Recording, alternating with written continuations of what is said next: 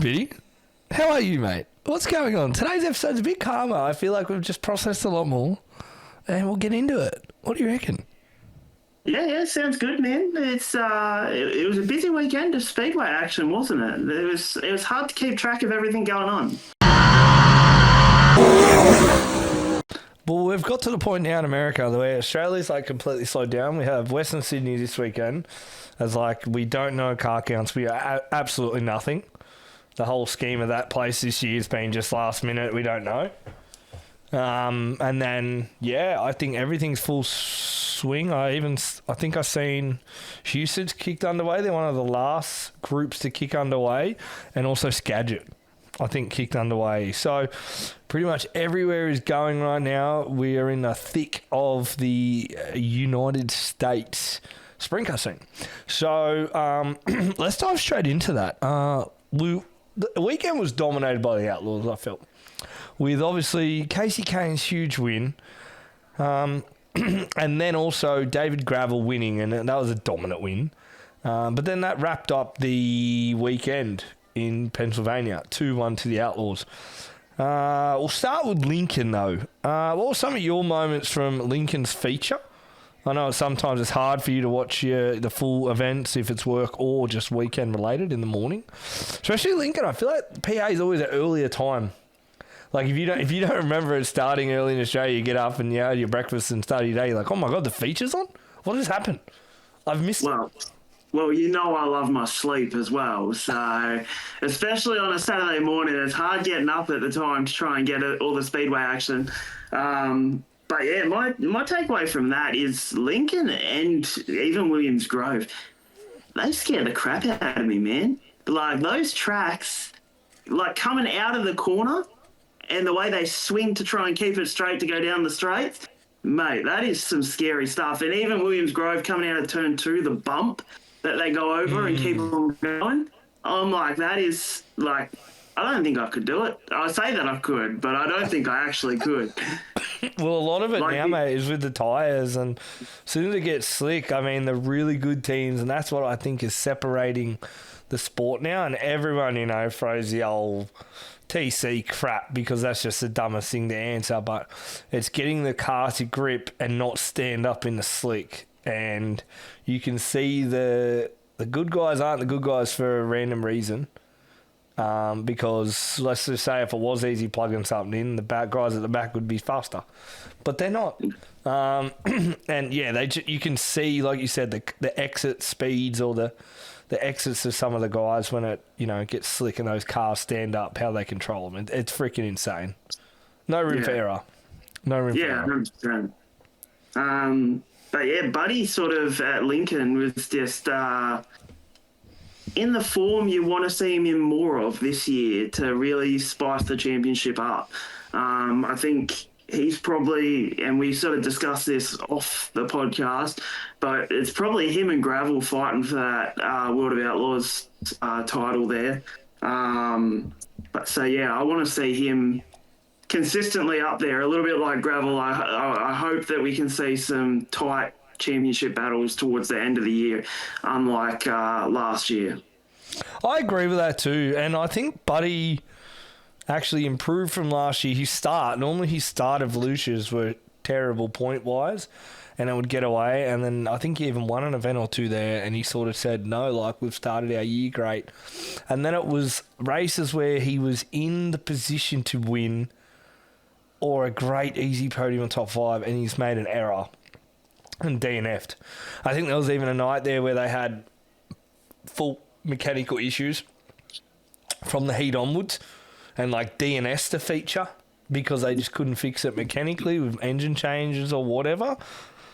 But yeah, the one that stood out for me was when he was racing Baylog and Gravel actually went on to win that night from the caution, was when he passed Baylog for the lead and then got hooked up in the fence, just on his own, and then Gravel beat Baylog last lap, last corner. So I think that was a real moment where Cofield would have been watching going, I'm letting Gravel get away again, or just simple errors. But yeah, he was on fire at Lincoln, wasn't he? He started 4th, got up there. Gravel actually started at the front and went back 3 spots, which you don't really see that from the two this season. But yeah, it was that's a back-to-back race for Buddy. He won that exact same race last year, and he's the highest winning outlaw driver right now this season with, I think it was 5 wins this year, which we're a few way in, and if someone's only at 5, that I think the series is in good shape on winners and not someone dominating, but it comes back down to, you know, you're just finishing in a good spot. I mean, we talked about it before we started, you know, Gravel with the, like he hasn't, I don't think he's DNF'd yet, and when he did, it was that Volusia race that didn't count. And then the I-55 where they got the massive open red and he drove all the way back to 9th. So, you know, you don't hear about all these other guys wrecking and that, but he's consistently just finishing so good. So, yeah, this weekend at Lincoln, it was Buddy Coforth, Carson Macedo, Chase Dietz. What a season he has started to have in Pennsylvania. David Gravel and Denny Dietrich round out the top 5 there. With this weekend, I did feel like with Williams Grove and Lincoln, it was one of the best in years. Outlaw versus PA battles, like it was no real like I never felt like it was 4-1 on the podium or 5-0. It was definitely like 3-2 either way, you know. And there's a lot of drivers, like let's just say we do that there, right? At Lincoln, right, you got Cofoid, Macedo, Outlaw, then you go Dietz, PA, Gravel, 4th, and Denny Dietrich 5th. But before you get to your next outlaw driver, listen to this, right? 6th, 7th, 8th, 9th, 10th, 11th, Donnie Schatz, 11th. And I think Garrett Williamson doing it again. I have to double check that one. But he was 10th. So there's still a lot of those local PA guys in front of him because it's like territory and they know their shit around Lincoln. So a big mover in the race was Dill Norris. Let's go up 16 spots, 28th to 12th. Good and job. This was another topic I want to talk about: provisionals. I mean, there was a topic at Plex this year. You know, the Corey Day and he drove all the way to 2nd from a promoter's provisional, whatever. I think that's a different story. But when we're talking this, there's a fence line people jump over. Oh, but they spend so much money on the road. They need a shot to make the features, and they need this provisionals and stuff. But when it gets out of hand, like the Lincoln Series had their own provisionals, plus Outlaw provisionals.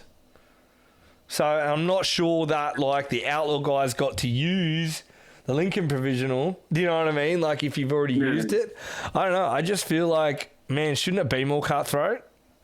And like if you're not good enough to make the show, bad luck. Yeah, I agree. It was the same with the high limit show at Kokomo. They had Kerry Madsen use a provisional, and there was 2 other provisionals for All Star or the. I think like not even high limit. Yeah, like I don't know. It's a tough one. I guess if it's a championship battle and it's, say, David Gravel missing out and getting into the show and he wants to use a provisional, you're probably going to see a different side of the story. You're probably going to be like, no, let him. Of course. But he also didn't put himself in that position during the night. Yeah. Because, like, we talk about, like, let's say programs now with race teams. Man, you rarely see, like, mechanical fails anymore. Because it's their full-time job and their teams are the absolute best. Or what are they doing? Like, if your team's not the best, you're not going to win a series. It's just straight fact, right? So, a perfect example, like David Gravel, Touchwood, mechanical defails, you rarely see them from him. I did mention Cofoid before. But everyone else, like, I mean, I think Schuhart had an issue a few weeks ago. But whatever. But I'm saying, like, it is a bit of luck. And it is a bit of like, we don't have a playoff system, right? So if we had a playoff system, I guarantee you they'd get rid of provisionals because a guy like David Gravel wouldn't need a provisional. He's in the championship points by the end of it because he's won 20 features that year, or 10 features that year. There's still points, but you know what I mean, right? Yeah. But now we talk about Oh, provisionals. I don't know. Maybe it's an opinion where, like, oh, but they spend so much money traveling up down the road. They are the show, blah, blah, blah. I get all that. But do we need 28 car features because 4 guys that are normally good enough just weren't that good on the night? Especially Pennsylvania, bro. The pack there is insane. Yeah. Like, it is hard to make a show on a weekly basis there. Yeah. You know, like, I don't know. I think it's one of those things we've got to be looked at because, like, you know, when we go to, you know, here in Australia, we don't really have provisionals. No. Besides, I think Maddox and Toyota maybe do one. But again, they normally run 28 because on their lower times, not their busier times, they don't have more than 28 cars. So it's like everyone just runs anyway. Do you know what I mean? Yeah. I don't know. Like, and then it's it's hard. What would be the outcome? Do you think people would not run the series as much, or like what would be the outcome if we got rid of provisionals tomorrow? I don't think you'd see a big effect in it. Maybe maybe drivers missing out on possibly a chance of getting better points and making the championship closer. But even then, as you said, people like David Gravel and Kofoid and stuff like that aren't really putting themselves in that position where they're missing out on making the feature race. Like, and if they do, it's by bad luck. And I think that's where it comes back to, oh, he got unlucky. They changed the motor. That's good. They got that provisional because now he can drive from 28th to 2nd. Yeah, exactly. You know, like Donny Schatz, like, does it still to this day, charges through, but like, I don't know. I'm a bit off it. I'm a bit off the provisionals because I guess if you're working so hard as a team, and like you lose, like for example, and I know this sounds weird. Imagine if you didn't use a provisional all year, you smashed it, but then some magical way you lose the championship to a guy who got his 2 provisionals and used them. And got lucky on those nights that you DNF'd in the race, but he only started because you provisional. Like he used his provisional. You'd be pissed. See what I mean? Like, that's where I'm like, hang on a second, shouldn't you still get more points than him on that night because you made the show? But no, it doesn't work like that because the provisional allowed him to go from 28th to at least, let's say 12. Yeah. And he got more points than you that night. So, yeah, it's a big one for me. It's a big one. I guess that's another, like, we can get into the topic about work areas and all that type of stuff. But it's very frustrating because there's so many sides of the fence you can sit on. Yeah, 100%. You could argue with black and blue every day of the week, but it's not going to change really, I don't think. No, I don't think so. Even if it does, I don't think you'd see a dramatic effect by it. Oh, I think you would. I don't think you would. You might have those nights where it's like, oh, Kofoid didn't make it. Like, that's a bit of a shame. Would have been good to see a provisional, but would have it been that good? It would have just been, nah, that's massive for the series. Yeah. But I guess it's like NASCAR. Like, everyone who's in the NASCAR race qualifies and race. You don't miss out. Yeah. You know, except for Daytona, but even the chartered teams don't miss out; they still get in because they get in because they've paid their money to be in the race. Yeah, do you know what I mean? So, and I guess that's exactly what it just comes back to. What you said: the chartered teams, like the Outlaws, signed up, get their spot because they've paid to have those provisionals.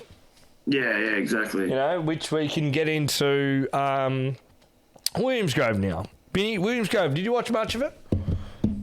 I saw majority of the first night.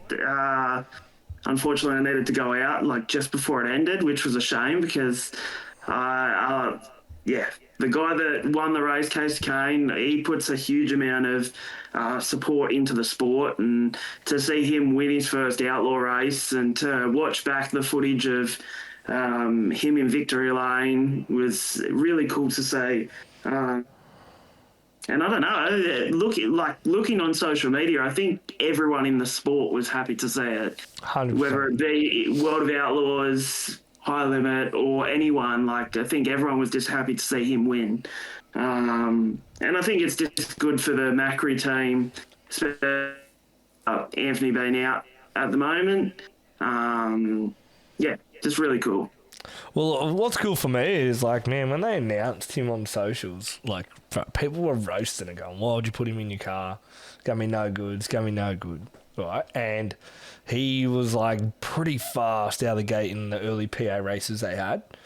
And I think even KASEY Kahne said in his interview, like, well, man, what would Anthony do in this situation? The car's good enough. Like, I've got to win now. I'm in this situation. Anthony would win this mofo. I've got to go win this now, you know? And Sheldon Hordenschild gave him nothing, like, left in the tank. He gave him everything, and I thought you could just see him winding him in, and you're like, oh, here comes Sheldon. Sheldon will get him. And Sheldon really, after the National Open win, is like, when his car's on with that Williams-Grove now, you're like, oh yeah, they've got some stuff worked out, but yeah, he just couldn't get him. And I think Casey was aggressive where he needed to be. And yeah, that was KASEY Kahne's first ever World of Outlaws feature win, which is after all, like you said, he's been and done the biggest motorsport in the world with NASCAR. He's always came back and invested in dirt racing, and that's all he does now. With KKR and Jason Percy on the High Limit, but even him to come and support these outlaw shows and run, he just wants to race sprint cars will be around it by the looks of it, and that's badass, man. And KASEY Kahne winning is a household name for the sport too, you know, so it was a dominant win. We'll go through the top five there. It was KASEY Kahne, Sheldon Hordenschild, David Gravel, Chase Deeds again, and Troy Wagaman Jr. So there you go. Again, that's a 3-2 top five, because KASEY Kahne's owned by the Posse this week because he's in a Posse car. But yeah, and once again, Buddy Kofoid, 6, Darren Pittman in the 69K, Macedo, Bill Baylog, Donny Schott. So sort of the Outlaws own that top 10 in a way at Williams Grove. But I thought it was a really good track. Like, it was very... Like, from what I've heard, it's like Williams Grove is either really good or no good. Like, there's no in between with Williams Grove. And it looked real racy and real technical, you know, down those straights. So we'll get into night 2, and it was just a David Gravel show. Wasn't really pushing the feature at all. But man, they had that thing set up. But Justin Whittle was coming at the end. You know, you always say a few more laps here, a few more laps here, but bad luck. They ran out of laps. But, yeah, Justin Whittle, I don't know what that. I'm going to have to hit him up. He's now in the 67G with his sponsors. So maybe I think they've merged a car or G, like the G on it now. Like, I don't know. Like, it's a different car to what he normally has. So I'll have to try to look into that. But Troy Wagaman Jr., another strong podium. Sheldon Hordenschild, 4th, and KASEY Kahne, 5th. So, again, that was 1-2, again, a 3-2 podium. But Outlaws 2 to PA 3. Big talking point of the week in the Outlaws was Jacob Allen and Ashton Torgerson with Shark Racing parting ways. So, and we'll get into... what do you say? We'll get into what's been happening in the Outlaws, because that's one of the topics I want to talk about. But he ran in the 99M, the Moody car, I believe it was, and he ran an 8th, so that was pretty good.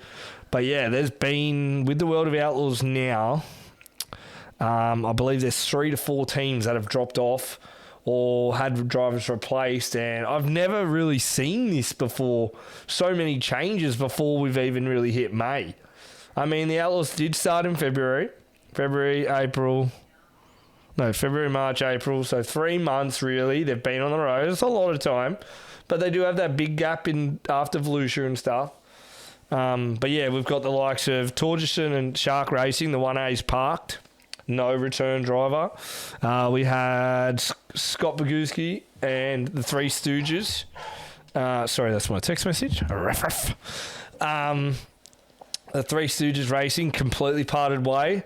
That did feel like they may replace a driver, but they haven't said anything there. The big talking one was probably Torgerson, being on the road, ready to go back on. So watch that space.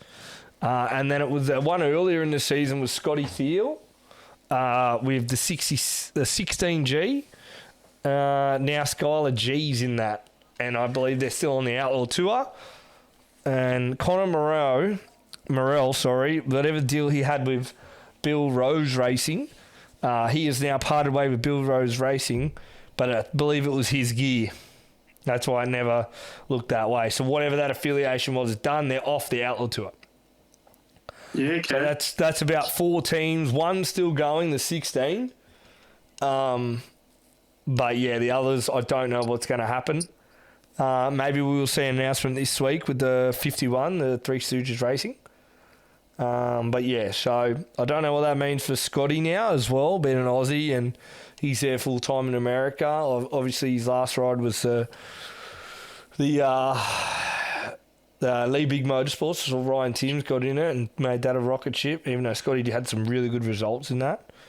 So yeah, it's just the Outlaws have had a big change. We've had no one in the high limit really change drives or everyone who's on the series is still on the series. So yeah, Binny, have you ever felt like we don't really get this in Australia, I guess, because everyone's either it's their own team or it's like we just play it out, do we? We're not on a series now. So I don't know how that would work, especially being a signed driver or signed team. Maybe because it's a signed team, not a signed driver type deal. Yeah, you know, like over here, it's as you said, generally it's the guy driving it's the guy putting the funds into the car, so you can't really sack your own driver. Like you think about it, there's only probably a couple of teams where it's not that case, like the James McFadden ride with 23X Racing. Team Brady, yeah. You've got Cricky with Dane. So, like, you think about it, there's not that many teams. Like, I can only rattle off 2 off the top of my head. There may be Monty's have been going through drivers over the years, but they're not like but now they've got Reutzel. I'm sure he's going to be a good connection with them until whatever, for a while there. Like the Americans coming over, that seat sometimes gets changed out with the American side versus Australia. But, I think you're right. Like, we just seen one recently, Matt Eagle parted ways. Yeah. But I think that whole race team shut down. Like, I don't even think it was a part way and they're putting someone else in. McHugh and SRV, is a deal like that with SRV and McHugh. Obviously, they're still connected somehow, but I think that is it's like he's a driver for the race car. But I think Brock Hallett is GW Racing. Is a GW Racing. Well, there is a few more than when you start but because they've been together for so long, you forget. Yeah. That's a seat. And don't get me wrong, all the people we've named have done ripper jobs, and I don't think they're going to lose their seat anytime soon. You know what I mean? Like, Hallett's been killing it, Kingshaw's been killing it, Lockie McHugh's been killing it. Reutzel had an amazing end of the season here in Australia with Monty, so like I think they're all safe. The Diamond Bay is the only really one that doesn't have a guy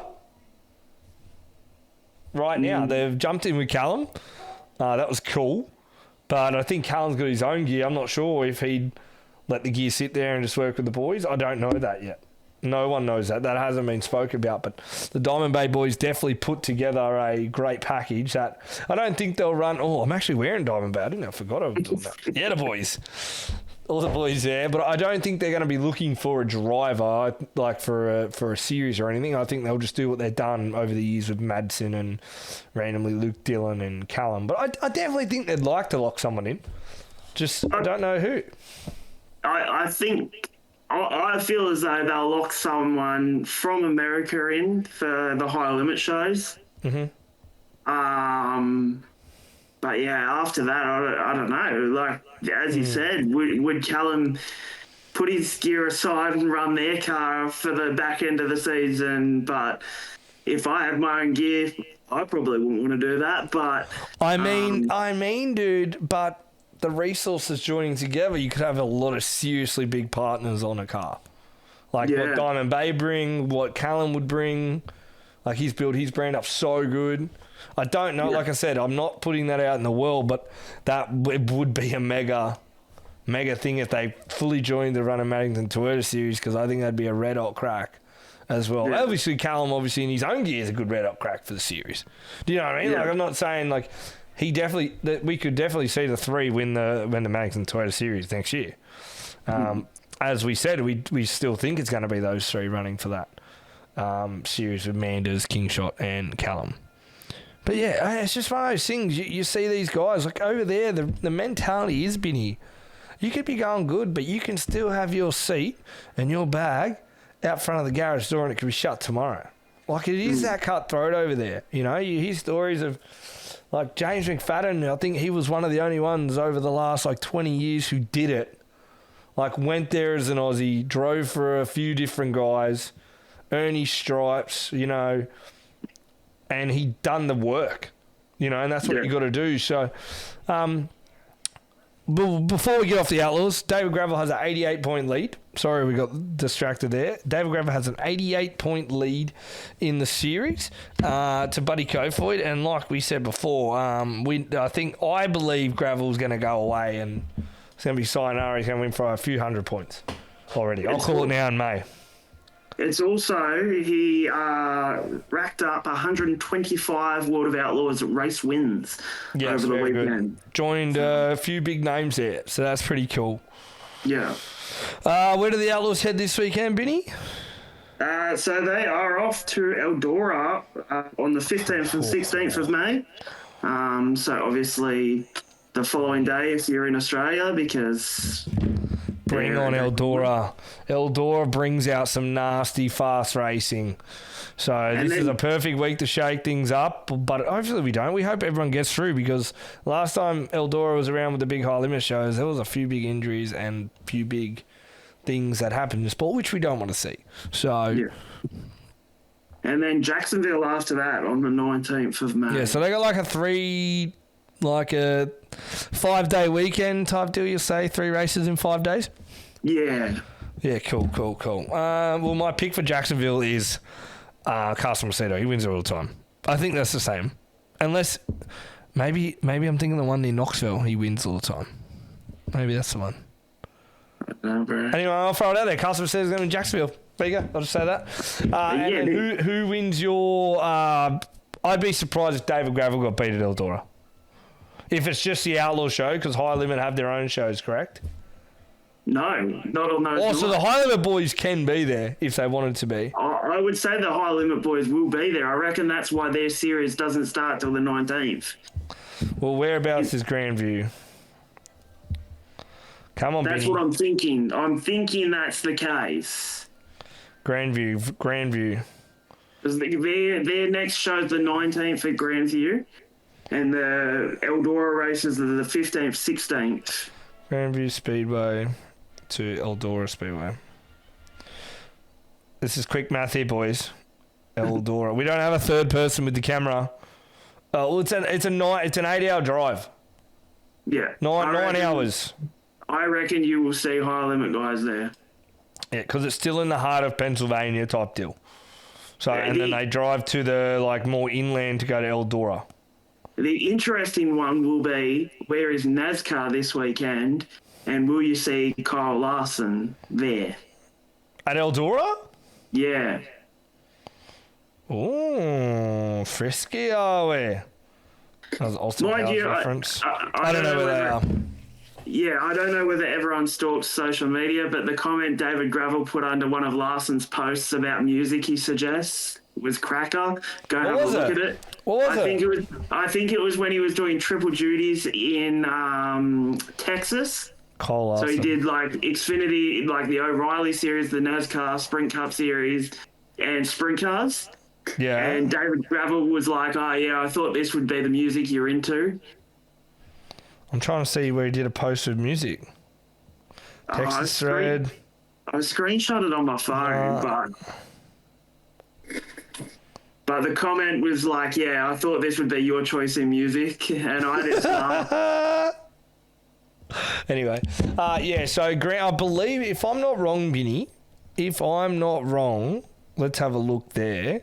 I know we're getting a bit lost here, but it's just a relaxing episode for me today. A bit of a yarn, we'll get through it. And I know our weekly listeners, thank you. And remember, if you're watching on YouTube, subscribe.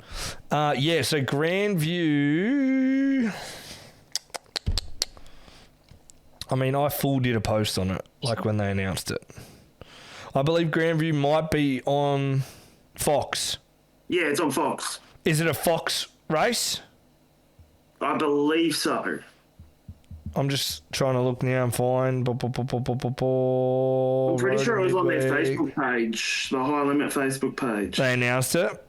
Yeah. So a massive show, and that normally means Kyle Larson will be at Grandview because he's the poster boy for NASCAR right now, plus that. So anyway, if it is on Fox, I can't find it. I'm sorry. But I remember doing a reel on it. I swear that was one that I had to look up going, why are they going there on Fox Sport? But anyway, it must link up with Kyle Larson and stuff like that. But yeah, Benny, all right, let's go into then High Limit, my guy. One rain out, but it was a big weekend for a lot of drivers and teams. Emotional one because this weekend's race was in honour of Brian Clausen. And it was the first time at an event. So it was a $20,000 to win. It was the Driven to Save Lives Brian Clausen Hero Classic at Kokomo Speedway. Now, we only got one night in, but, man, Aaron. Mm-hmm. Like, when I say that, it's like... And he hasn't been perfect this year. Do you know what I mean? Like, he had a few DNFs or if he didn't, and when he was on, and then he'd fall back to, like, fifth and not win the race when Dawson was early. But, man, when he's in this type of form, that 87 is like, you were literally watching that Kokomo race. Everyone else was racing for second. He was in his own, like, space. He was like, and not smashing him, but I mean, he was just enough ahead where it was like the track and the limits you had to push, especially coming out of turn 4, man. He was as close as a wall and in a hole as you could be. And it was like no one else wanted to do what he was doing.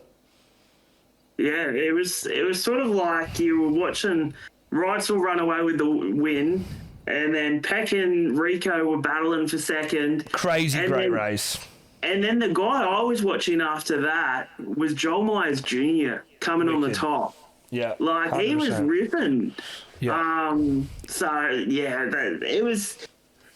It was a cool race still, I thought. Very caution-filled to sort of start off with. I think it was only towards the back end of the feature that they started to get some sort of long runs in. Yes. But, yeah, it was definitely also a tough night for Kerry Madsen. It was, wasn't it? He's been on such a great run and now just didn't have a good one, did he? I think I put the mocker on him. I did put him in my BK performance top 3, and ever since he has not been in the top 5. So apologies, Kerry. I think I have put the mocker on you. So I'm not going to mention him anymore. Hopefully he starts going good again. You can't do that because he was doing so good, mate. What have you done to him? Like, yeah, I know. What have you done to our Aussie legend? It's like the commentator's curse, but it's the Binny curse. The Binny curse. We don't want to hear that. Drivers do not want to hear that you're a curse. Yeah, no, they won't. You're normally anywhere near them. You're normally pretty good on the on the non-cursing stuff. Yeah, I just like I said, it was a big highlight again this weekend. Is Paul Tanner Dawson, man. Oh, he didn't qualify good or something. I got to get into this because I jumped in late as well in the morning. Because you got to understand, guys, in America, the time zones are so different. Like Knoxville, I don't have to watch the feature like 1:30, 1 o'clock, like 2 o'clock in the Arvo. You're good. But these other ones, you have to be like, wake up 7:30, having a coffee, watching qualifying. Or you miss, especially High Limit, they don't run a slow show, bro. They'll get that thing in and out like a flash. So we'll go results here. Tanner Thorson on the night. I don't even know where he qualified, but it must have been not good. No, he wasn't in B. Let's see if he was in A. Yeah, he qualified 13th in Group B. So that's like, put yourself hard. And then I think he was in the B main. No, he just transferred in the show. So he DNF'd though, didn't he? Tanner Thorson. I think he ended up... No, he didn't DNF. He didn't DNF. I thought he did. He went to the work area and ended up finishing it. He ended up 13th. He started 20th though. But man, yeah, I think it was a few weekends, where 88 just has been on the bad side of, some incidents. I know the one where he spun and Crouch collected him, that was an error, driver error, jumping the cush, tricky track. But yeah, man, it was just, you just hope that normally Thorson used to excel at these short tracks and he was not as good at the longer tracks, where this year they've started like reverse, on fire. And then everyone was like, man, when Tanner Thorson gets to these small tracks, like he's going to keep going. But it's actually been the opposite. And Aaron Reutzel has now come off an Australian season running small tracks. I mean, only a few, like King's Challenge and Warrnambool, still smaller than the normal stuff they run on. And, man, he goes out there and whacks it.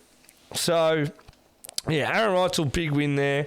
You got, like you said, the Peck and Avery battle was so good to watch. I thought Rico had something, like for a win. But they just couldn't touch him.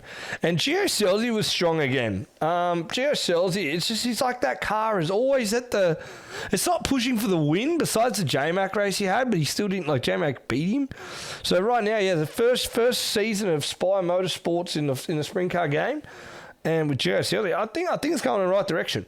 I really do. So that's really good. And Joel Miles Jr. up 8 spots, but Chase Randall again up 15 spots in 6th.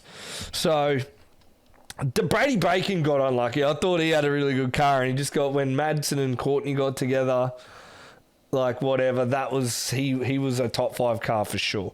You wanted to touch on something with the work areas? Are they still punishing your brain, the work areas, even in America now? I don't know. I don't know. I said this before we jumped on the pod, but Tyler Courtney, I'm pretty sure it was, went to the work area at least twice in that race. And I know that they're saying there's no guaranteed time, but it sort of feels like there is a little bit of a wait around for the work areas. And I don't know whether that's because they're also waiting to do that choose cone as well. Yeah. Which is another thing. I don't really like the choose cone. It should just be simple. You're the leader. You're on the inside. You're on the outside second. I believe the pole sitter should. But then that's between him and this guy in second. If it's double file, or me personally, man, just go back to single file restarts. Why shouldn't the leader have an advantage? I like double file restarts. I don't. As a fan, more excitement. Excitement, or you're just waiting for a wreck? No, more excitement. It's closer racing straight up.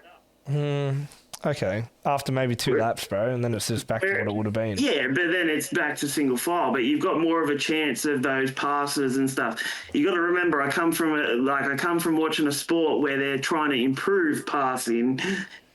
Yeah, okay, but see, that's different. Sprint car racing, no one says this.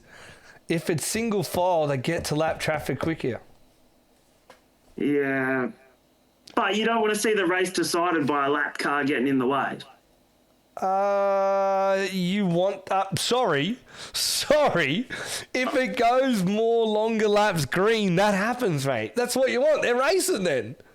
What do you want? You want pole shootouts all night? I don't think so. No, I don't want pole shootouts. You know my opinion on pole shootouts. See, everyone says, single file is boring. Yes, but it's like in NASCAR. If you're leading and it's a lap to go and a yellow comes out, you win the race. That's similar to sprint car racing if it goes back to single file. It's normally over if they do a green light checker. But bad luck, be in first for the rest of the race. Don't say, I lost because I was running second and a yellow came out. No, you weren't. You lost because he was already kicking your ass. You know what I mean? If you're fast enough on a single file, there's so much still decisions you got to make on a single file. Where you're entering one. Sometimes it does suck to be in a leader on a single file restart because the guy goes, nah, man, he's going to short side this and going to rip 1 and 2 on the top and then get him in 3 and 4. I'm just saying, no one remembers or even says if it's single file, we get to lap traffic quicker and we're racing again. Double file, okay, Knoxville's a perfect example. If it's single file, the leader is nearly on the back asses of the guy as he goes into one, because if you're at the back of the bus, like, that's on you. You can't pass before the cone. Yeah. But then we're racing in lap traffic. Like, the guy's probably already a lap down. Who cares? Yeah, true. Like, it's not like that guy's going to win the race, bro. He's still racing the exact same guys around him that are all probably 2 laps down. I know some places do, when a yellow comes out, the lap you're unlapped, which I absolutely hate. I think that's ridiculous. If you have been lapped, you are lapped. Let it go, brother. But I guess then they talk about, he got lapped after the restart again and again. It was like, yeah, he did. So But why they don't do that, I reckon, is because they know he's going to get lapped again, so it doesn't look like he's 6 laps down. He still remains 1 lap down if we get a restart. Yeah. Like, that's what if a guy DNFs and the other guy's still 6 laps down, he still finished the race technically because you're DNF'd on the infield. You did less laps. No one remembers that. So that's the one thing I want to mention to everyone. Like, single files aren't bad because we get back to racing in lap traffic quicker. Yeah, it sucks at the end of the race. It sucks at the end of the race if there's a green light checker. But we always go single file at the end of the races anyway when it's 5 laps to go, don't we? Yeah.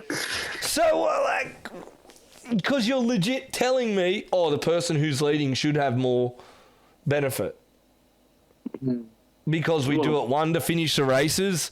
If a race has gone on like a donkey flog and had a million wrecks, it's like, can we just hurry this thing up?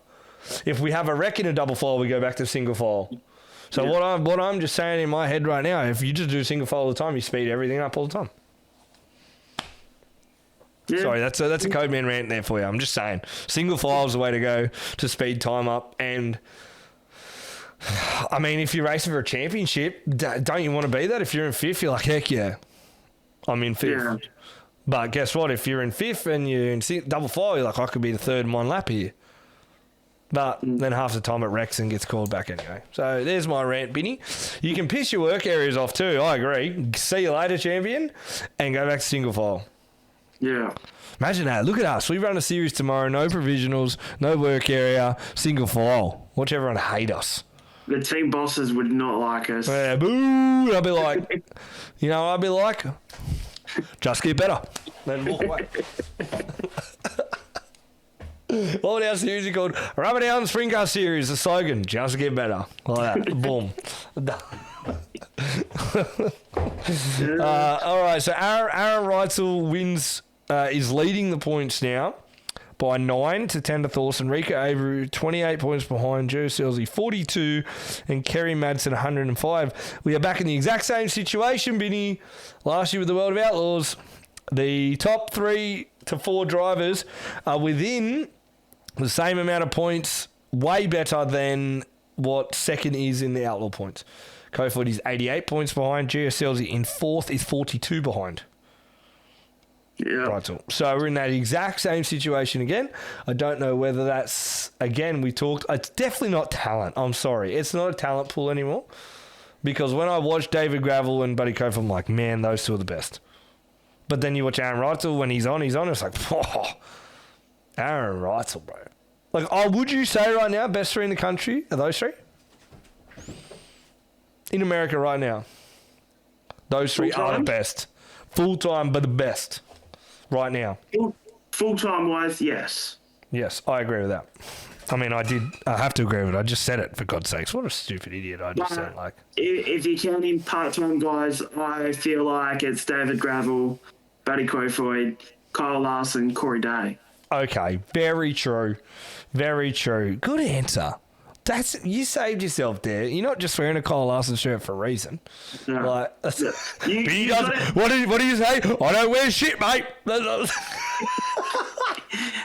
I'm just saying those 2 guys jump in the sprint cars part time and absolutely put on a show every time. You look at Corey Day when he jumped in the car in Perth, put on an absolute show. And they're like Rico's still there. Like, Rico's so good when he's on, but when he's not on, it's like nowhere between.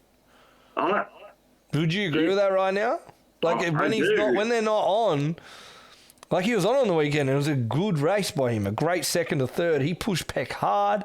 Like, that was Rico having a chance to win. And you go like, go Rico, like send it, mate. You know, but then when he's not on, you're like, man, where were they tonight? What happened? Like, yeah, I think it's more coming off last year. You're like, oh, he's gonna come out and just be like last year. He's gonna be on fire. Yeah. From the set go, like from the very start to the end. But I think, well, even I forgot over the weekend. You forgot that he did the merger with Stewart. Like, I forgot about that whole deal, and then I was watching Kokomo, and I'm like, oh yeah, that's right, they merged. Like, and you're like, that's a big change, although it's not. It is, definitely is, 100%. Yeah. There's still, a lot of variables in their relationship and team. Yes, it's the same team maybe, but just it's not always the exact same. It can't be. There's other logistics or meetings they're having that they probably didn't have before. Yeah. And all that type of stuff. So, like, Rico's still Rico, you know what I mean? Like, his socials are still amazing and all the stuff he does. And I think he's got some mega giveaways for some fans. So they're sick. Yeah. I think it is, like, I'd love to be a fly on the wall in, like, their meetings to see what their goals were for this year with that team being merged, and it's sort of been Rico Racing and, like, Tony Stewart Racing merged into one, because I wonder if their goal was to just go out and go bang and win a series, or whether they're like... Well, Benny, like, how could it not be? You just won a series. Your goal's not to do worse the next year, would it be, bro? Like, come on.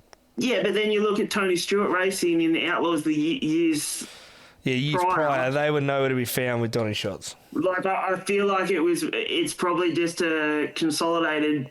like a consensus to be like, let's go out and get a top 5 in this year's championship and go out and win it next year. Yeah, maybe. I know no driver ever wants to say, oh yeah, I'm just going to hopefully get a podium and keep getting podiums to get a top 5 in the series. Yeah. But realistically, you got to be happy with a top 5 in the series if he stays where he is. Yeah, well, that's all it's about now. That charter is so important, man. It's like, get the top 5 and you as a team have done a job. Like, you are... Like, now we look at that charter right now on the...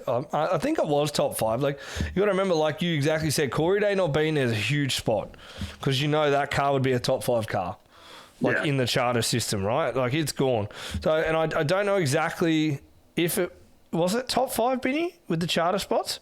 I think it was. And I think they're going to progress it over the years. But let's just say it was right. You've got now the battle between 7th, 6th and 5th is crazy. So Kerry Madsen 105 behind Reutzel, Courtney 127 and Peck 128. So, like, you got to remember, when you're watching High Limit, you're watching that next little sector. It's like let's just say a B main transfer bubble for the series the whole time. Like, that bubble is, like, where we're talking about for big changes. And potentially, over the years to come, a driver could lose his seat because he finishes 6th, not 5th in the charter system. You know, like, it's, well, you didn't earn the team the right money to get more help. Like, why should you keep your seat? You know, like, that's how it's going to be. And, like a guy like Brent Marks has been a lot quiet this year. 9th in points, 214 behind. You know, would have you picked Jason Pursley in the 9 to be ahead of Brent Marks at this point? I wouldn't have. But also, Brent Marks did go through a lot of changes this year. Crew chief change, like nearly a whole crew change. So they're like, you know, he didn't make those changes for nothing. I thought he was strong last year. So... For me, the guy that's probably the most quiet for me, I would say Tanner Holmes in the 13. Like, you know, I guess, like, he does have a lot of talent. And I do think as the season progresses on, Tanner Holmes in the 13 will get moving. And, yeah, everyone's where they're at, I think. You know what I mean? Like, it's a hard series, and I think both are hard, but it's like both are now at the point again in their seasons, and we're like, High Limit's only a few months in, but Outlaws is like 3 to 4. I think we have a definite top 3, top 4 every night. Like, you know, and the one that stood out for me this weekend, Thorson wasn't in it. So he's still in that for me now. But if he has another month where he's not in it, well, then it's like, well, he's out of that 4 now. You know, Kerry Madsen was in it, but then just got like smacked at Kokomo, which was, you're like, oh man, he's been on so good. So I just feel a bit of inconsistency there coming, but I don't think anything's going to stop the 87. And I think the 24 will get moving And I think the 77 is going to be the most improved by the end of the year, by far, with GSLZ and Spire. Yeah, I think that's about it for High Limit. They go to Grandview this week after Eldora, if they go. So we might see a lot of guys head there. Yeah, that'll be an interesting one to see. Now, let's move into a bit of Cali, a bit of California. We know how to party. Yo, Snoop. All right, so they were at Silver Dollar. Man, I love Silver Dollar. Anytime I see racing at Silver Dollar, I'm just like, take my money, put it on, and the guys get around there so good, and they use every inch of that track. And remember, guys, if you've never seen Silver Dollar and you're a listening or a viewer, there's like, no offense, for me, it just feels like a mini Parramatta. Like, it looks like it races the exact same. The cushion eats you up, pops you off, they jump straight back on. Like, you know, they use it, some of them use it on and off the track. The bottom is great still. Like, there's so much racing there. And a guy to watch around there is literally the guy who owns the place, Brad Sweet, still ripping around there. So-called retired sprint car driver, my ass. He ain't retired. He's just running the the Works Limited silver car, or whatever that one is. But Justin Sanders is a weapon around there. DJ Neto's great. Shane Golobic. Like, if you watch the Cali racing each week, man, it puts on some really good racing. So yeah, Silver Dollar put on a ripper feature. Justin Sanders got the win. Brad Sweet second. DJ Neto third. Shane Golobic 4, and Colby Copeland in the 21, which is the car James McFadden goes and runs. The 21 Tarleton car. Big mover in the feature. Sean Becker up 15 spots in 6th, and Tanner Carrick. He's a midget guy. He's been running a bit of wing stuff, up 13 spots as well.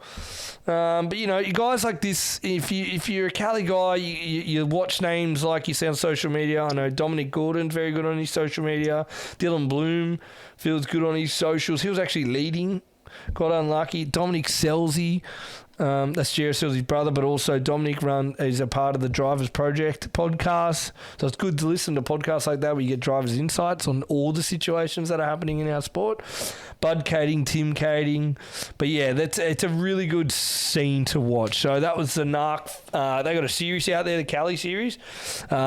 NARC King of the West 410. Their next race is at Thunder Bowl on the 16th of May. And Justin Sanders is leading that series to Sean Becker by 104 points. So I think Sanders is the man to beat in Cali all the time. And then, Benny, what do we Knoxville was on, correct? Yeah, correct. Now, Knoxville did not look or sound like an amazing night. It was actually sponsored by our podcast, Rubber Down, which is a good plug when it happens, but not good for entertainment. It took rubber super early in the feature.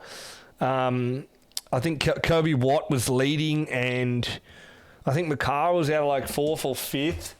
Brown was up the front too. Like, we're talking like 4 to 6 laps in, guys. And we'll talk about actually what happened. They actually cut laps going from 25 to 20 because they suspected the track was going to be very bad, which, like, I don't know, time restrictions or anything, what they did there, if they have that, I'm assuming not. Like, the town is all for sprint car racing. I know it's a little town, Knoxville, Iowa. It's literally the world of sprint car racing. Headquarters, some would say. But yeah, it literally was like Kobe Watt had like no grip out there, and then you could see like Austin McCarthy just have a nos on his car. Like, literally, like, caught Kobe Watt and then just drives, like, a whole corner in one, like, Watt's coming out of 3 or 2, McCar's entering 1, and then he caught him on the back straight already. Like, that's how much rubber. And it was like, they're like like a car and a half up the track. And they're just like NASCAR grip. And then Tim's followed. Kelby Watt didn't get in there quick enough, but as soon as he got to 3rd, everyone stayed the same. And those tyres looked insane. Like, I don't think they would have made 25 laps. And like you said, Austin McCarr was pretty vocal in his post-race speech. Yeah, he was. The thing that stuck out for me in the Knoxville race was Austin McCall's livery. The old cool, school eh? 88. It's sick. It's sick. But even, I think it's is it Kelby or Kobe? Kelby. The Kelby one. what? He must be a Larson fan. He's got to be. The 1K. You look at that car. That's Larson-esque. Yeah. It's actually 1K. It's 1K. But I guess his name's Kelby, so he can do it. It's like, but. Yeah. But, yeah, it was a bit disappointing to see, obviously, Austin finish the race and sort of be very vocal about the track. But I guess it's like that. Sometimes you go to a track and it's not always good. It's sometimes every track has its bad moments. I'm sure Knoxville will get it sorted out and be back to some... There's no doubt. You don't have to stress about Knoxville working shit out. Like, but I guess it's like we're not even in the bad months of the year there from what everyone's saying, like hot and heat and humid wise and stuff. Like people are still a bit cold over there, they're saying. I think it's about to warm up, obviously. We're coming into their spring months, but... Austin McCall and Tim's both started on the third row. They both went up 4 spots. It was like McCall and then Tim's just seen him and go, I'm following that freight train.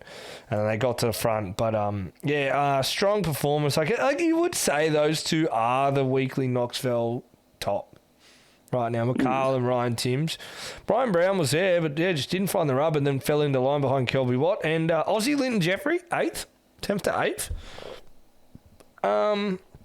Terry McCall was getting around there. He got 10th, but everyone else sort of like if you moved a spot, it was because you lost it early. You know, like you lost it real early because you were out of the spot. Like Caleb Johnson was up 6 spots, 13th to 7th, but it was very like. I don't even think Austin McCall should have just went to the interview and said, no, I don't need to say anything. Like, we all know what's going on. But, I think what he was most upset about was the cutting of the laps because it was like, well, what chance do we have, man? Like, we already cut laps. Like, they cut it from 30 originally because of, like, finishing races to now 25. But, that was Knoxville. And Knoxville's back on soon. Some Outlaw stuff is rocking up there, isn't it? Yeah, so they've got another event this weekend, May 16th, 410s again, but then May 23rd is the World of Outlaws. So this is one of the big rounds where, like, a lot of teams go there and do the testing. So, and I'm not sure, did you say High Limit have an event too? So they can't go as well around the May 23rd regions? May 23rd, that they should have events on. And so High Limit is heading to Port Royal for the Bob Weicker, that big weekend. It's a 3-day weekend. Heck yeah. Good stuff. But, so it'll be a dominant Outlaw show. Buddy Cofoot is really, I feel like, this year at Knoxville looked a lot better, the laps they've had there. So I expect them to go good. But that's the Sprint Car Racing there. And then the last one was yesterday, Houston. I didn't get to watch much of Houston yesterday. Are you asking something, my friend? Oh, no, I had an itchy ear. Sorry, mate. I thought you did the old hand up, and I went, you don't have to put your hand up. You can speak. No. Oh, my God. Stop testing Houston. So Houston Speedway had their opener yesterday. Yep, Mother's Day opener it was. And the winner was... Christopher Tram got the win, up 4 spots. Caleb Johnson is a weapon around that place. He's up 14 spots in second. Riley Goodnow, third. Justin Henderson, 4th. And Jacob Peterson in 5th. Did Timms go there? He did. Ryan Timms in 12th. Huh? Interesting. So, normally Ryan Timms rips around there. But, Christopher Tram won the opener of Houston Speedway. Was that the race that there was a big crash on the opening lap? I didn't see anything. I tried to look up stuff of it today. Did I miss something? I'm pretty sure I seen there was a opening lap, crash. And I think Ryan Timms and a couple of other guys were all involved. I could be wrong. He finished the race. Yeah, but I think there was a crash on the opening lap that actually wiped a lot of guys out in that race. There was literally 1, 2, 3, 4, 5, 16 Fs. Yeah, I'm pretty sure it was opening lap. And I think Tim's was involved in some capacity. I can't remember. I just saw the video while I was at work, and I was like, "Oh yeah." No, I don't think it was early on. It might have been later because all of them were like 4 and 5 laps and 6 laps down. Yeah, okay. So like a lot of the back end guys. So yeah, that's about happened. But yeah, Houston. This weekend, Biddy, we've already sort of mentioned where the Outlaws and High Limit are. That's going to be our focus. Pennsylvania, I know they have PA Posse this weekend.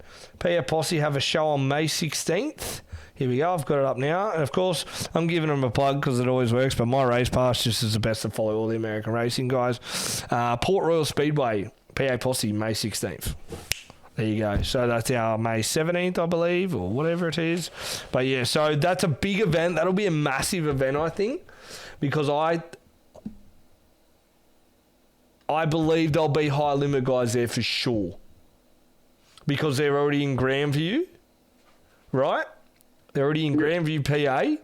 So I wouldn't be surprised if the high limit guys aren't here. But you said Eldora, mate. That's different for me now. I think a lot of the high limit guys will be here running this show before the Bob Walker. So they stay in PA. That's my vibe. So that's my guess. That's my guessy.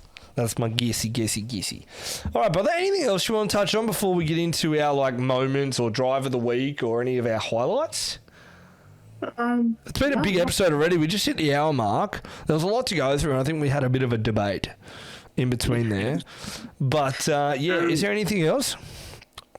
No, nothing from me. Actually, there was one thing. Corey Day picked up a Truck Series win since I last was on the pod with you. So, pretty cool. He's going good, eh? He's really I feel like, he started off earlier in the year where it was like the bit of stuff with like Zilich and that, like Corey Day, but now it's like, like he's starting to drive that thing. So, badass, bro. Pretty cool. So, hopefully that keeps on going. I mean, Jeff Gordon picked him. Jeff Gordon said, "Hey, Cole Larson, dirt racer. You're a dirt racer too. I like you. Let's go." Jeff Gordon's originally from the dirt scene, man. So I think he might have seen something he liked. And we all know Cole Trickle come from sprint cars as well. You know, open wheel, outlaw championships, lost his ride. So, I will say this weekend, Western Sydney Speedway has their final round of the High Tech Oils Sprintcar Super Series. I pray the weather. That's all I'm going to say. The radar isn't looking as great now, but I really want to see and just go spend some time at the Speedway this weekend. I'm going to take the camera, do our thing. That'll be cool if we can get to do that. On other Australian news too, Binny, Premier Speedway announced their schedule this week. There you go. Murray Bridge. What? All right, can you get Murray Bridges? I'll get Premiers. All right, so Warrnambool will release their 2026-27 calendar, kicking off on October 31st with SRA sprint cars and wingless sprints. November for 360s. The annual Max's race is on the December 12th. Sprint Car Speed Week returns on the 1st of January. Wingless sprints on January 10. Sprint Car International, the Cup this year is on January 17th. And this year, the Classic is on January 22nd and 24th. And then after that, it's just the standard stuff. You know, your wingless, your 360s, Sprint Car Battle of the Bowl on February 20th. Retro Night, oh, that sounds cool, on March 12th. And Easter Trail is back on the March 28th. So, yeah, it's a nice compacted series there. I like that. And this year, the Classic is going to be a really big standalone event because we will already know who is the Australian Sprint Car title winner at the Classic this year. Normally, it's, this is like, the Classic is like just the start of that big week, with Avalon and all that. But this time, it's going to feel like a really big end of our East Coast before we go west with all the February stuff. So I feel like there's going to be like that November, right? We have now November through to High Limit, through to Brand Sprint Car Speed Week, the Power Tour, Maddington Toyota. Then we go down. It'll actually be, it'll be like Toowoomba. Then everyone's going to come to the Classic. And then it's like, well, we all go to Perth, or a lot of teams will just slow down and race their locals. So, whoa. Yeah, so, this calendar's pretty the same, I would say, Premier. What do you got on Murray Bridges? What do you got there? So Murray Bridge, rattle off some events that you normally see there. Because I'm looking at their thing and it doesn't really give you a clear outline of what they've got on. So obviously they do like two earlier in the year, like the SA title.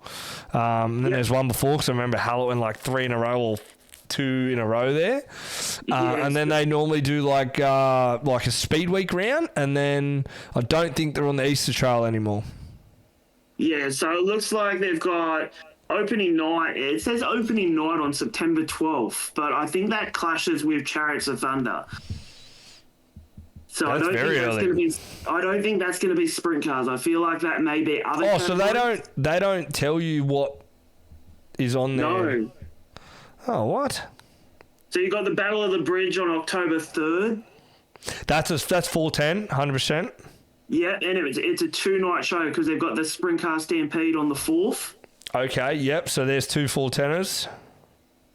Then it goes all the way down to Sprint Car Masters, maybe December 4th. Yeah, December 4th, December 12th, Boxing Day, which is the Speed Week round. That's Speed Week, yep.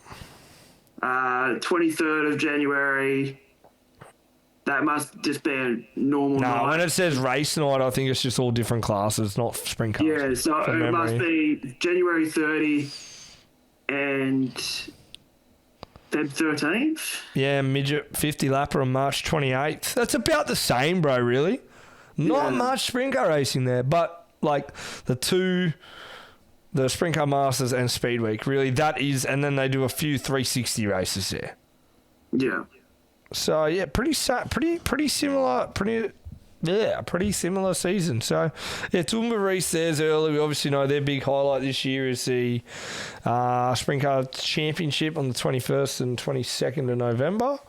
Then that's going to throw the Adelaide in there after that. Like, I think we're going to see a very different season of what teams go where.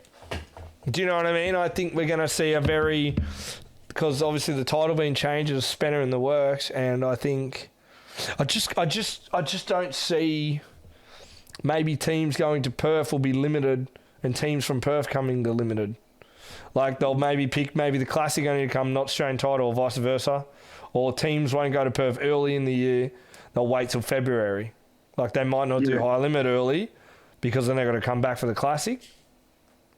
Which they always did come back for the Classic, but you're coming back for the Classic and title and so on. I don't know. I think you'll see the same teams bust their butt travelling, but it's going to be different.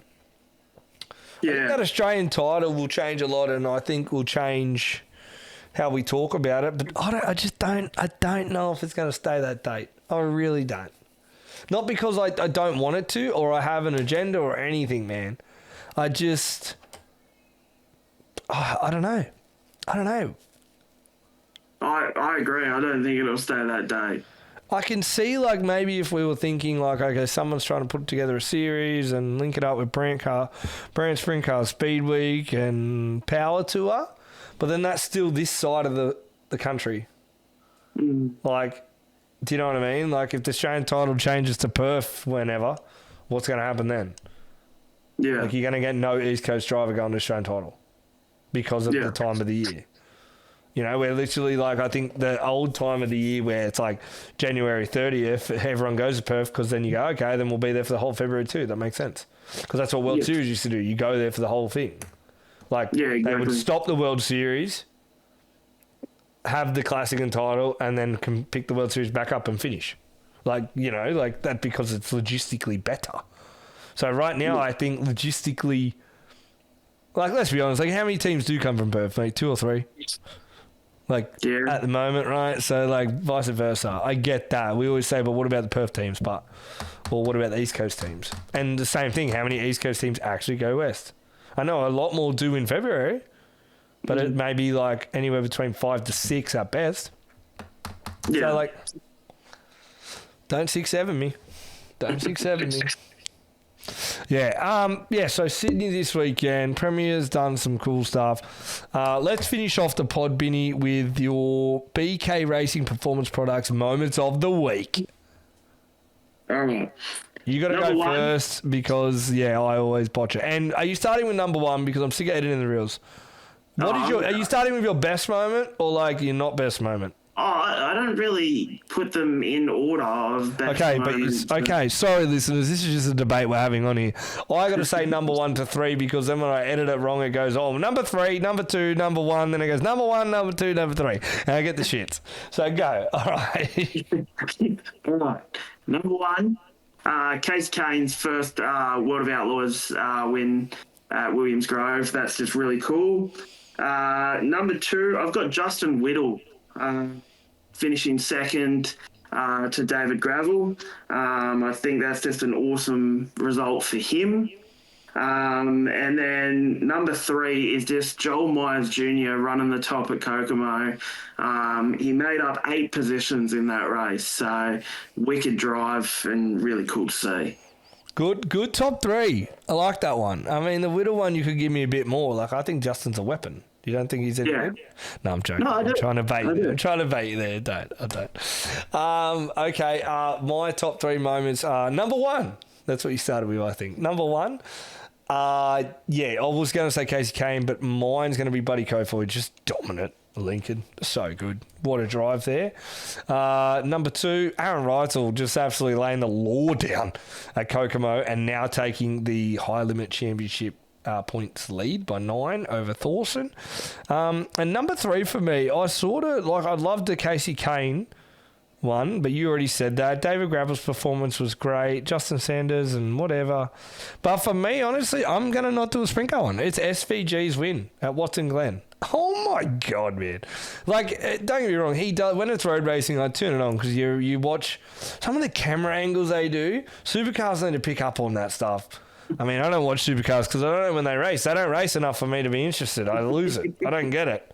It's literally a snooze fest. Like, you lose all interest. They talk, don't get me started on fucking supercars.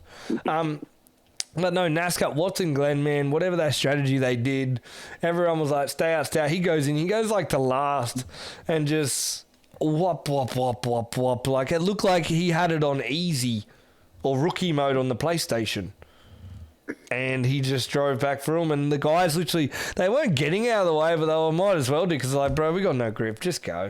Like, you've obviously outdone us here. And it was such a good win. And I don't think, like, he's not just a road guy anymore because he has picked his other stuff up. But it's getting to the point now, and I'm starting to see and hear it on socials. People don't just go, because he's a road guy. No, they're actually appreciating how freaking good he is. And I think it's going to become, and he'll be the greatest NASCAR road racer ever at this rate. I know Jeff Gordon was a weapon. Tony Stewart was good. Like Tyler Reddick's good on his day, but he ain't doing what SVG's doing now, and I don't think any of them could. I'm not saying he's the greatest NASCAR driver ever, but I mean, in the road course, it's like, man, it's absolutely out of control, great to watch because you're like, whoa. And if someone's beating him now, you're like, man, that guy's doing a good job. You're beating SVG on a road course. Yeah. You know, like, it adds that to it now. Like, can you beat SVG today? And if you do, you're like, heck yeah, you beat the best. So, well, everyone thought it was going to be him and Connor Zilic going at it the whole race, and Connor Zilic he passed. Nowhere to be found. Nowhere to be found. Like, it was like everyone was like, please be someone racing against SVG. Like, it was sort of like that. Like, I remember his Mexico win was like a million seconds, and the commentators were like, "What the? Is anyone else racing today? Like, what is this?" Obviously, he spanked everyone, but yeah. Go. I just love how SVG is always lost for words at the end of every race he wins. Like, that bloke is a supercars champion. He's done millions and millions of interviews, but he's still always lost for words at the end of a race. It's like because he can't believe where he is. That's what it feels like, and he's so appreciative of it or something. It's like you don't get an ungenuine interview from SVG.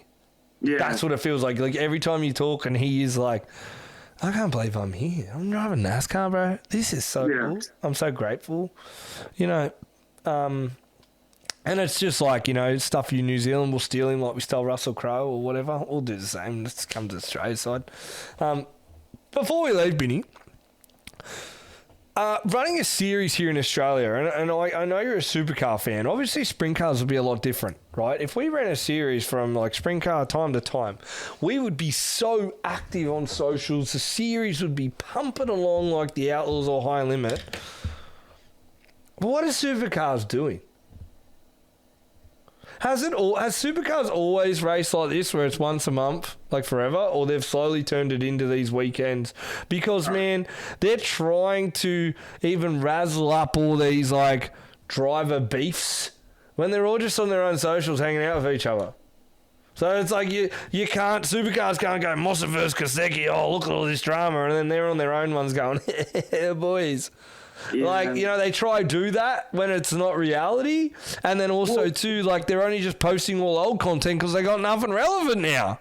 It's gone. Yeah. I feel like you're on the Apex Hunters side. I followed a bit of that. I've watched a bit of Apex because, one, it's a podcast like us. And if I do want to know something about NASCAR, and I will say, go and follow them guys. If you're a motorsport fan, go and follow Apex. They talk about NASCAR. They talk about more stuff than what we do besides we focus on dirt racing. I'd love to get there. I just don't have enough time in my day to watch all that shit. But, like, it actually came across as one of their reels, and I'm like, well, that's one of the reasons why I'm always frustrated with it. I 100% agree. I'm like, well, when are they racing? I wouldn't know. Yeah. Look, I 100% get what Supercars is doing when it is, like, around after New Zealand, because I know logistically how hard it is to try and get stuff across. But for a series around Australia, they should pretty much be running every second week, if not every week. And you've got tracks that are missing out on running a supercar event. Like, I don't think Winton has a round anymore. Or, like, there's a couple of those sort of, like, races like Queensland Raceway. You could throw Malala in there, all these different tracks that they've got around the country. But they just don't run enough. And is it TV deals? Is it money? Is it because, thinking like that, I know to sponsor a supercar team, it wouldn't be bloody cheap, but if you're offering a brand more opportunity weekly, wouldn't you just boost up your sponsorship prices? Yeah, I don't know, man, but I agree. They need to be racing more, and I think it would be beneficial for all the sponsors. It would be beneficial for the teams. But yeah, maybe it's a case of when Supercars goes to the teams, they don't want to be racing. But from everything that you hear from Scott Pye and the guys from Apex Hunters, it doesn't sound like it's that way. It sounds like Supercars just doesn't want to do it. It has to be this big bad money thing. It has to be. Why wouldn't you want to travel and race more? Like, doesn't your brand just grow? Like, if we were racing just as much, like, I know more about NASCAR than I do supercars. More because they're on my socials every week racing, bro. Like, so I follow it. Yeah. You look at it this way as well. There is teams out there that want to have a supercars team and run full time in the Supercars Championship, but they're not letting them because they've got 26 charters or 24 charters or whatever it is, and that's all they're doing. Like, I think, could they have more? Could they field more? Well, they should be able to, but because they've got this, you've got to have I forget what they call it, but you've got to have basically a charter to be in the supercars teams. Yeah, which is money. Everyone buys their own charters, bro. And then you can apply for a wild card, but you've got to be one of the charter teams to have a wild card. Or you've got to have a special exemption to run a wild card. Sounds like a special boys club, bro. Yeah. Like a millionaire, like a billionaire couldn't come in tomorrow and say, hey, man, I'm ready to fund a team. How do I do it? It'd be like, oh, sorry, sir. It doesn't work like that. But then it's like, what do you mean? I want to buy a team. I want to start it up. Like, yeah, we're sitting from the outside looking in. Of course we are. I get that. We don't know what's going on, but you go back a few years ago when Renee Gracie started becoming very popular on a certain brand. Yeah, shut down real quick. She wanted a supercars team and applied to do it, a legitimate team. She had her own sponsorship. She had a full plan. She apparently submitted it to Supercars, and it got declined. Yeah, but that's obviously because we know the OF stuff. Like, they don't want to have their brand associated with that. Yeah, but it's everywhere now, man. Like, yeah, I get that, brother. I get it. We talked about it and made reels about it, like bringing it to Sprintcar Racing to attract more eyes on the sport. Yes, or you could say, oh, but other females work hard in other ways to get it. Like, there's this battle, and I get it. I'm not a female. Well, I've got a beautiful fiance. I've got a daughter. Like, I get that side. Like, of course, I don't want my daughter to go, oh, I look up to her because of her web. But, like, you know, I mean, I don't know. How else do you say that shit? Like, but if she's willing to put money into the sport, like, yeah. I don't know. Like, that's a hard one. I think that's like, yeah, I don't know. That's I get, like, it's like our brand here. If we ever had sponsors come across, and it is like your identity. If you're associated with a sponsor and something is bad happened with that sponsor, people go, oh, you're associated with that guy? Or you're associated with, you know, and it's no different. Like, people sponsoring us, like on what product we put out weekly and stuff. And it's like, oh, like, you're associated with them because of, oh, but they did this. So, like, do you really want to be associated with your brand? So, like, I get the Supercars way on that side. I think that one just went public because she had a massive following. You know, but we don't know about all the other teams that are trying to do it and get turned back. We don't know why. Hers was a pretty obvious one. Yeah. Oh, you got turned down because Supercars didn't want to be putting OnlyFans ever. But then, I don't get it. Isn't she on, like, all the pre-shows of Supercars anyway, racing her Porsche on Foxtel and that? Or whatever she runs? She doesn't run a Porsche anymore. She runs a Ferrari in the GT World Challenge, which is a different series now. But it's still on Foxtel? Yeah. So it's still on national TV, but it's just not on their brand, see? Yeah.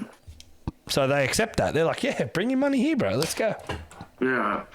So, I don't know. I don't know, Beanie Boy. Anyway, that's good. That was I thought, like, even if you're a listener today, I thought that was a good yarn, Beanie. We haven't had an episode with me and you in a few weeks. Yeah. Like, with work and holiday commitments. And I've had 2 New Zealand guys on. Obviously, the great Michael Pickens. That was a legend episode. But, yeah, thank you to BK Racing Performance Products, Brendan, for the support. And, yeah, he's our major partner now at the moment. So that's awesome. Thank you. And, yeah, Benny, anything else you'd like to touch? Any predictions for this weekend before we leave? David Gravel to clean sweep Eldora.